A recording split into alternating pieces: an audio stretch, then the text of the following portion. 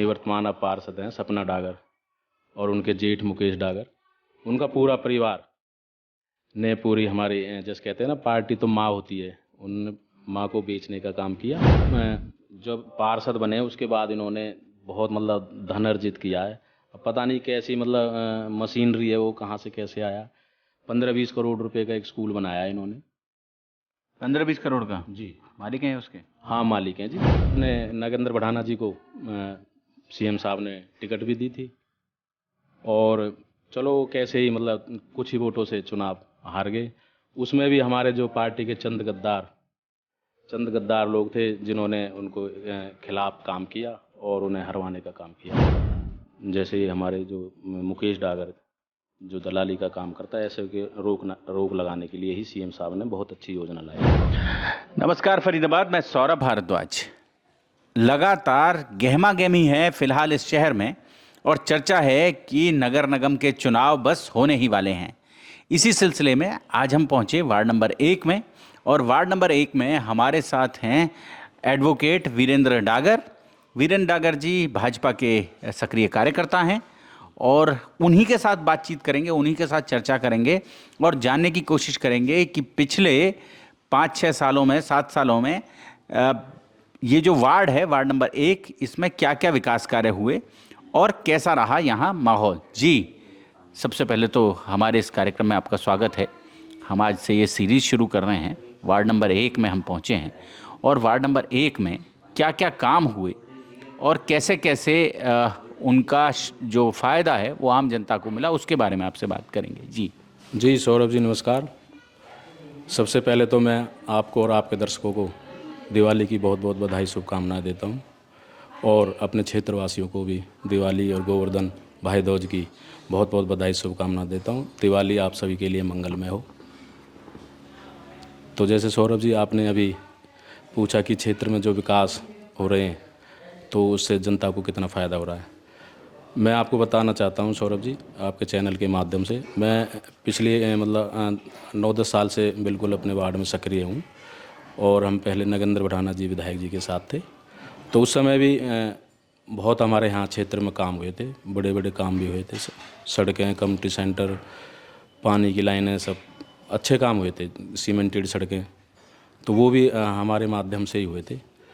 और उस समय भी हमारे मुख्यमंत्री हैं श्री मनोहर लाल जी ने बहुत ही हमारे क्षेत्र के लिए पैसा दिया था और मतलब उन्होंने कभी भी ये नहीं सोचा कि भाई ये इनेलो के विधायक हैं और बीजेपी की सरकार होने के बावजूद भी सीएम साहब ने बहुत पैसा दिया और हमारे सीएम साहब बहुत ही ईमानदार। इनेलो के विधायक तो थे पर थे भाजपा के साथ ही, मन से यहीं थे।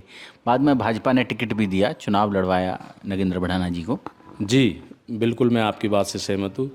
वो सीएम साहब की सादगी को देख के विधायक जी बहुत मतलब एक तरह से समर्थन ही कर दिया, मोहित हो गए कि भाई बहुत अच्छे सीएम हैं, ईमानदार हैं और सबको साथ लेके चल रहे हैं। तो उसके बाद अपने नगेंद्र बढ़ाना जी को सीएम साहब ने टिकट भी दी थी और चलो कैसे ही मतलब कुछ ही वोटों से चुनाव हार गए। उसमें भी हमारे जो पार्टी के चंद गद्दार लोग थे जिन्होंने उनको खिलाफ काम किया और उन्हें हरवाने का काम किया। तो उसके इस कड़ी में मैं एक और बात कहना चाहूँगा कि उस समय हमारे यहाँ से जो निवर्तमान अब पार्षद हैं सपना डागर और उनके जेठ मुकेश डागर, उनका पूरा परिवार ने पूरी हमारी जैसे कहते हैं ना पार्टी तो माँ होती है, उन माँ को बेचने का काम किया और वो कांग्रेसी विधायक, फिलहाल जो विधायक हैं कांग्रेसी प्रत्याशी नीरज शर्मा जी, उनके साथ लग गए चंद पैसों के लिए और उन्होंने उनका समर्थन किया, जिसकी वजह से और भी हैं कुछ लोग जिनकी वजह से हमारे नगेंद्र बढ़ाना जी चुनाव हार गए। नगेंद्र बढ़ाना जी चुनाव हार गए तो पार्टी का अंदरूनी मामला था ये, तो इसमें मतलब कैसे कहेंगे अब कोई भी व्यक्ति किसी के भी साथ समर्थन कर सकता है, किसी के भी साथ जा सकता है? नहीं, ऐसा तो नहीं होना चाहिए। जब पार्टी का जो कार्यकर्ता है और जब पार्टी ने इतना बड़ा उनको पद दिया, पार्षद बनाया पार्टी ने, तो ऐसा तो नहीं करना चाहिए था। तो ये बीजेपी के कमल के फूल के चिन्ह पर चुनाव लड़ी थी सपना जी? जी हाँ, बिल्कुल कमल के चिन्ह पर चुनाव लड़े थे और इनकी शिकायत अपने नगेंद्र बढ़ाना जी ने भी आगे पार्टी में की थी कि भाई ऐसे ऐसे ये लोग हैं, चिट्ठी भी लिखी थी कि इन्होंने हमारी खिलाफत की है। अच्छा, तो मतलब पार्टी का कार्यकर्ता होने के नाते नहीं करनी चाहिए थी। हाँ बिल्कुल नहीं करनी चाहिए थी। अगर जब पार्टी माँ होती है तो देखो, और अपने पार्टी के लिए ही काम करना चाहिए। चाहे बेशक आपस में भी कैसे कहते हैं मतभेद हो, लेकिन मनभेद नहीं होने चाहिए। तो उसी अनुसार पार्टी के लिए काम करना चाहिए था। पार्टी के लिए वैसे क्या विकास कार्य कैसे हुए, हम जिस पर चर्चा कर रहे हैं डॉक्टर साहब, वो विकास कार्य की मैं आपको बताना चाहूँगा कि पहले भी जैसे उस समय भी नागेंद्र भड़ाना जी ने काम कराए थे काफ़ी। और ये हमारे जो पार्षद हैं, निष्क्रिय पार्षद के रूप में इनका कार्यकाल रहा है। और इन्होंने कभी भी विकास की तरफ ध्यान नहीं दिया, सिर्फ पैसे उगाने का काम किया, कमीशनबाजी का। तो जो भी विधायक जी काम लेके आते थे, काम यहाँ कराते थे, ज़बरदस्ती बाद में अपने कमीशन उगाने का काम करते थे उसमें, और पीछे से नारियल फोड़ जाते थे कि जी हमने करा दिया। जबकि ऐसा नहीं है। कभी मूलचंद शर्मा जी को श्रेय देते हैं कि जी मूलचंद शर्मा जी ने काम करा दिया। मैं आपको बताना चाहता हूँ कि हमारे यहाँ मेन रोड है जो राजीव कॉलोनी समयपुर सिरमथला रोड बोलते हैं जिसको, वो लगभग 3 करोड़ की लागत से उस समय नागेंद्र भड़ाना जी के समय में पास हुई थी। और इन्होंने क्या किया, बाद में ये कह दिया जी मूलचंद शर्मा जी करवा रहे हैं। और इनको जैसे ही पता चला कि भाई अब टेंडर हो गया, वर्क अलॉट होने वाला, उसके भी सबूत हैं मेरे पास, सारे कागज़ हैं, ये आपके सामने एस्टीमेट है। इसमें भी बाकायदा आज भी जो एस्टीमेट है उसमें नागेंद्र भड़ाना जी का ये है, आज भी देखो नागेंद्र भड़ाना के मार्फत काम हुआ है। मेरे पे मूलचंद शर्मा जी का भी लेटर है, जो इन्होंने मूलचंद शर्मा जी का लेटर लिखवाया कि जी मंत्री जी करा रहे हैं, जबकि ऐसा नहीं है, से नागेंद्र भड़ाना जी ने कराया था। ये देखो आप, ये इन्होंने मूलचंद शर्मा जी ने लिखा था, ये 18/6/2019 में ये लेटर। और जबकि ये 19 में था, 19 में तो इसका टेंडर ही हो गया, वर्क अलॉट ही हो गया 18/6 के लगभग में। तो और ये लिख रहे हैं 4 लेन के बारे में कि 4 लेन बनाई जाए, और फिर श्रेय दे रहे हैं कि जी मूलचंद शर्मा जी ने बनवा दिया। ऐसा नहीं है, क्योंकि इनका यही काम है, हमेशा ऐसे ही लड़ते झगड़ते रहते हैं। ये इनका काम करने का कोई मन नहीं है, ये सिर्फ पैसे उगाने का काम करते हैं। बड़े नेता मंत्रियों की आड़ में गलत काम भी करते हैं। जितने भी आप देखोगे राजीव कॉलोनी में शराब माफिया हैं, सारे इनके साथ घूमते हैं, और ये उनसे शराब भी बिकवाने का काम करते हैं। नहीं, ऐसे आरोप तो देखो हम नहीं लगा सकते, हमारा चैनल प्रतिष्ठित चैनल है, बिना सबूतों के हम कुछ नहीं बोल सकते। वकील साहब, आप भी समझते हैं इस बात को, बिना जब तक कोई स्पष्ट साक्ष्य ना हो तब तक हम कैसे किसी व्यक्ति पर कोई आरोप लगाएं। नहीं, वो तो बिल्कुल साक्ष्य हैं जी, जो उसके साथ रहते हैं, वो मैं नाम भी बता सकता हूँ आप कहोगे तो। और मैं आपको एक और बताऊँगा कि जो इसने डिपो भी ले रखे हैं राशन के, जो गरीब लोगों के लिए राशन आता है सरकार की तरफ से, पूरा राशन मिलता है। और इसमें इसने डिपो ले रखा है, ये प्रदीप सागर है नाम का लड़का है, इसके नाम से इसने डिपो ले रखा है, जिसमें अभी 23/6/2023 को सीएम फ्लाइंग ने छापा मारा था। और उसमें 21 जो क्विंटल गेहूं और वह 140 केजी चीनी कम पाई गई थी, जिस पे उनके खिलाफ मुकदमा दर्ज हुआ था, और उनकी बेल भी जमानत कराई है इन्होंने। तो ये तो आपके सामने एफआईआर है, रजिस्टर्ड डॉक्यूमेंट है, आप दिखा सकते हो। इस व्यक्ति से इनका क्या संबंध है? इनका ये इनके नाम से ले रखा है इन्होंने, जबकि खुद ही डिपो चलाते हैं ये, इनके पिताजी, और ये खुद चलाते हैं उसको। नहीं, खुद डिपो पे बैठते हैं। हाँ, मतलब एक तरह से उनको आगे कर रखा है, और काम सारा खुद ही देखते हैं। ऐसे ऐसे ये गलत काम भी बहुत ऊंचे लेवल पे करते हैं। हाँ जी, तो यहाँ जो विकास कार्य हुए हैं वीरेंद्र जी, उसके बारे में आप क्या कहते हैं डॉक्टर साहब? सौरभ जी, अभी पीछे हमारे जो बीजेपी के 4 पार्षद थे, उन्होंने नगर निगम का एक घोटाला उजागर किया था 200 करोड़ का, जिसमें विधायक नीरज शर्मा ने कपड़े वस्त्र त्याग दिए थे, सिले हुए वस्त्र त्याग दिए थे। जी जी हाँ, वही बिल्कुल नीरज शर्मा जी ने त्याग दिए थे कपड़े। तो उसमें हमारे वार्ड में भी कई करोड़ रुपए के ऐसे काम जो हुए ही नहीं, उनकी भी पेमेंट हो गई थी। जिसमें सतवीरा है ठेकेदार, उसने अपने कई काम, आपको मैं अभी बता देता हूँ। Satveer Singh contractor, conversion various street in ward number 1, 4,39,913। Satveer Singh contractor, supply of stone metal in ward number 1, 5.5 lakh रुपए। Satveer Singh contractor, interlocking tile various street in, ऐसे करके ना जी आप Satvin precast private limited, Satvin construction, Satveera, तो ऐसे ही करके कई करोड़ रुपए के जो मतलब आप काम हुए नहीं, और उनकी पेमेंट उन्होंने ले ली। तो हमारे पार्षद उस समय जो सपना डागर जी, उन्होंने कहीं भी उस चीज़ का विरोध नहीं किया, और उनके जो प्रतिनिधि हैं उनके जेठ मुकेश डागर, उन्होंने भी कहीं विरोध नहीं किया, क्योंकि जैसा ऐसा प्रतीत होता है कि भाई कि उनकी भी कहीं ना कहीं इसमें मिली भगत है। मौन स्वीकृति जिसको कहते हैं हाँ। आमतौर पर शास्त्रों में, कि चुप हैं तो कहीं कुछ है। हाँ बिल्कुल, जब अगर आप सब बोल रहे हैं उसके बारे में, और भी पार्षद बोल रहे हैं कि भाई ये घोटाला हुआ, तो उनको भी उजागर करना चाहिए था। तो मौन स्वीकृति है, उनके साथ मिले हुए हैं ये। जैसा मान लिया जाए कि वो हाँ से मिले हुए हैं। बिल्कुल मान लिया जाए जी, क्योंकि उस समय के जो हमारे एक अधिकारी थे अपने चीफ इंजीनियर साहब, उनसे भी इनके बहुत अच्छे मीठे मतलब व्यक्तिगत अच्छे संबंध थे और ये सब उसी टीम में मेरा मतलब ऐसा लग रहा है कि ये उसी टीम में शामिल हैं, जिससे इन्होंने इस चीज़ का विरोध नहीं किया। मेरे वार्ड वालों को भी पता चलना चाहिए कि भाई कई करोड़ रुपए के जो काम हुए ही नहीं, उनकी पेमेंट चली गई, तो इन्होंने क्यों नहीं विरोध किया उस चीज़ का। इसी के साथ मैं आपको एक और बताना चाहूँगा कि हमारे यहाँ के जो वार्ड नंबर 1 का पैसा था, वार्ड नंबर 1 का पैसा था, और यहाँ से नगर निगम की लिमिट से बाहर इन्होंने एक स्कूल जब पार्षद बने उसके बाद इन्होंने बहुत मतलब धन अर्जित किया है। अब पता नहीं कैसी मतलब मशीनरी है वो कहाँ से कैसे आया, 15-20 करोड़ रुपए का एक स्कूल बनाया है इन्होंने। 15-20 करोड़ का? जी मालिक हैं उसके? हाँ मालिक हैं जी। अच्छा। हाँ बिल्कुल, इन्होंने इतना बड़ा स्कूल बनाया है, साम्राज्य खड़ा किया है।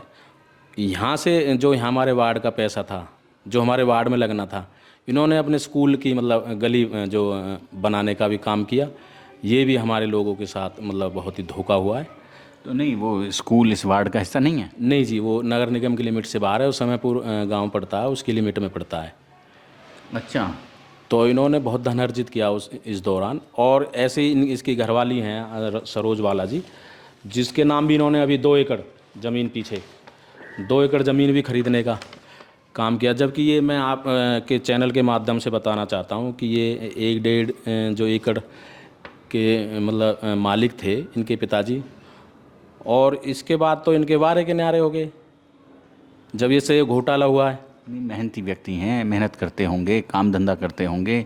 नहीं है तो कोई काम तो कोई नहीं करता। पहले एक छोटी सी चक्की थी और एक छोटी सी परचून की दुकान थी, और उस समय भी जब 2009 से 14 के उसमें भी हमारे स्वर्गीय श्री शिवचंद्र लाल शर्मा मंत्री थे उस समय भी इन्होंने अपने वारे के न्यारे कर लिए।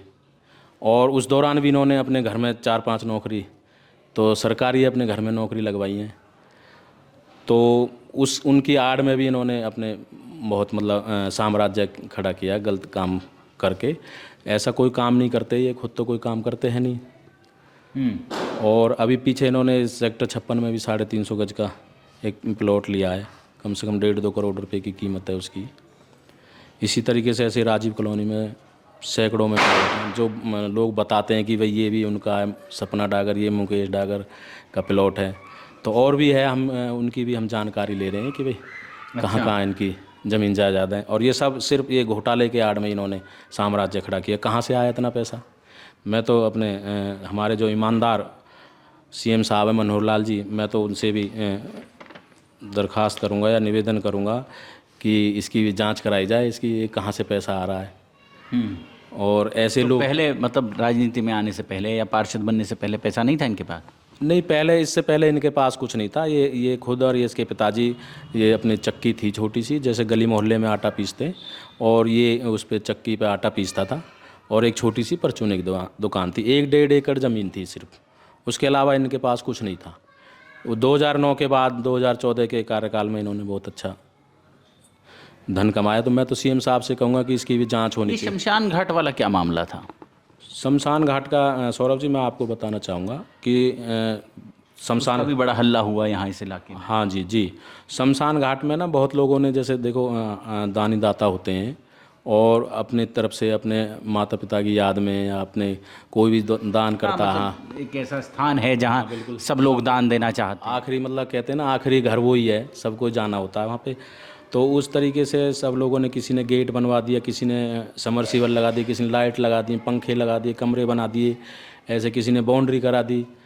तो ऐसे काम करा दिए थे। तो उसकी आड़ में भी इन्होंने एक फ़ाइल बनी थी और उसका टेंडर भी हो गया, वर्कआउट भी हो गया, और ये काम कराने की फिराक में थे।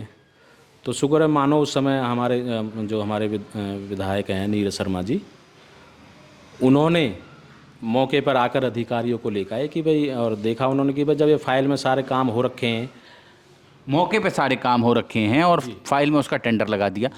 मतलब जो काम पब्लिक के पैसे से हुआ था वो काम, उसके लिए भी सरकार के से पैसा निकालने की कोशिश की गई। जी बिल्कुल, पूरी इनकी कोशिश थी, लेकिन विधायक जी ने नाकाम कर दी और इनका सारा जो था वो घोटाला वो पकड़ा गया। नहीं तो उसमें इनका क्या रोल था? वो तो नगर निगम के जेईई ने अपना मिली भगत से कर दिया होगा। नहीं जी, नगर निगम के साथ ये मिलकर ये काम करता है जी, क्योंकि अगर ये इसका कहीं रोल नहीं था तो बाद में इन्होंने पूरा हौला मचाया और अब ये कह रहा है मुझे क्लीन चिट दे दी है। अरे क्लीन चिट तो जब देते, जब कोई पहले अगर घोटाला हो जाता है, घोटाला होने से पहले ही नीरज शर्मा जी ने वो रोक दिया। अच्छा। क्योंकि नीरज शर्मा जी भी देखो कहीं ना कहीं हमारे जो सीएम साहब हैं मनोहर लाल जी, उनसे कहीं ना कहीं प्रभावित हैं कि भाई वो ईमानदारी से पूरा अपना ईमानदारी से पैसा दे रहे हैं और हर विधानसभा में दे रहे हैं। तो नीरज शर्मा जी भी बहुत अच्छे ईमानदार विधायक हैं, उन्होंने भी अच्छा काम किया इनको पकड़वा कर।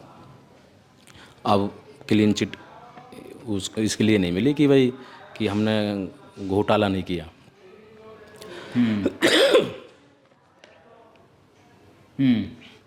ओके।